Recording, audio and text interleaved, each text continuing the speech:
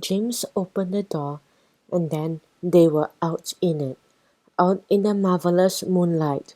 White of it, in the still and silence of it, there was snow all right. Proper deep, crunchy snow, the real thing snow like neither James nor Bertie had ever seen before. Bertie ran off at once to explore, following his nose as he always did, wagging his tail wildly, but to James' great relief not barking. The snow seemed to have silenced Bertie too. James trudged off towards the snow, down the path, the weedy duck pond, towards the bottom of the garden, and opened the gate out into the oak tree field beyond. There he was far enough from the house not to be seen, and he could do as he pleased, jump up and down in the snow, or roll down the hill in it, travel in and somersault and frolic in it. Bertie did the same. James swung on the oak tree's lowest branch and fell, and the snow fell down the back of his neck. He stomped around the tree in a great white circle, leaving deep footprints behind him in the snow. Breathless with the fun of it, he stood there looking all around, admiring the subtle footprints he had made. That was when a sudden brilliant thought came into his head. He knew at once what he was going to do and how he was going to do it. He thought all thoughts of Christmas and presents and Father Christmas, even thoughts of the bright green mountain bike, had vanished. Nothing mattered to James now but the snow and the huge snowman he had just decided he was going to make. Now, right now, he began by making a snowball, just a small one. He squeezed tight in his hands till it was hard. Then he got down on his knees in the snow and began to roll it along, slowly at first into a bigger one, which became an even bigger one, as big as a football now. Even this was not quite big enough, he thought. Not yet. He rolled it and rolled it until it was the perfect size for what he had in mind. Bertie came leaping across the field, tongue hanging out, tail whirling. Watch, Bertie, James told him. Sit and watch. So Bertie sat and watched as James finished his giant snowball and began to build a huge tower of snow, packing it higher and higher till it was above his head, as high as he could reach. Then he was trimming and patting down the side so that it was just right. But now he had a problem. It was too tall, too high. Bertie was looking up at him, head on one side, as if to say, Now what are you going to do, clever clouds?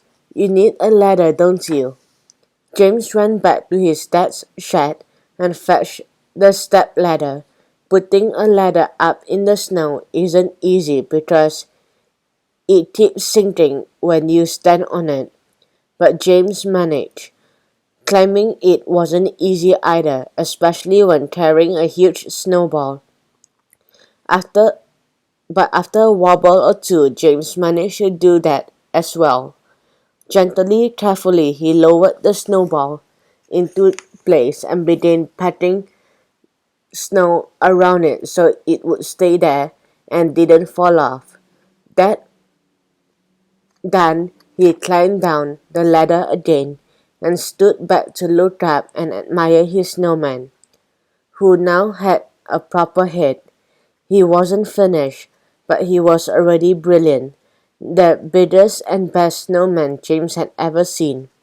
Bertie must have thought he was some kind of a giant, because he suddenly began barking his head off and wouldn't stop. He ran round and round the snowman, yapping and yapping in excitement, James ran after him, trying to catch him to thump him down. But Bertie wasn't going to be caught. He was telling this huge white giant of a strange just what he thought of him, as loudly as he could. From the stables, Big was neighing, Little was braying, the ducks was quacking from the pond, and the sheep bleating from the barn. And soon the pigs and cows were joining in. It was a whole animal chorus. The lights went on in the farmhouse. "Oh, thanks a lot, Bertie," James said. "Look what you've started. You've woken everyone up. Mom, Dad, and Grandma."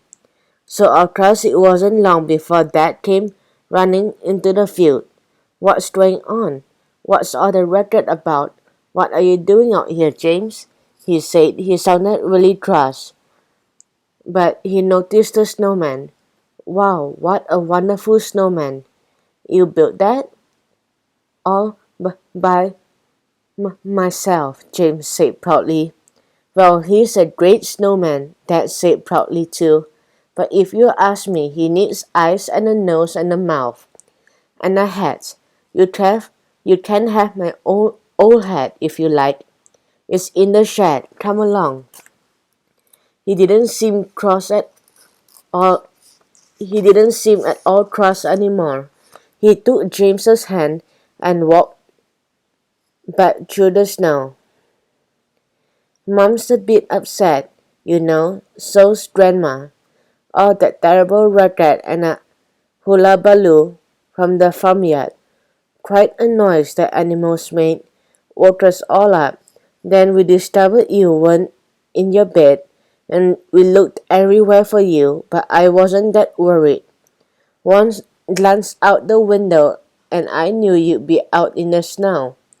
I was a boy once, you know, but I never built such a magnificent snowman. Massive. He is taller than I am.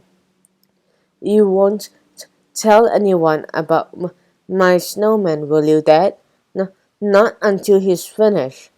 I want him to be a surprise."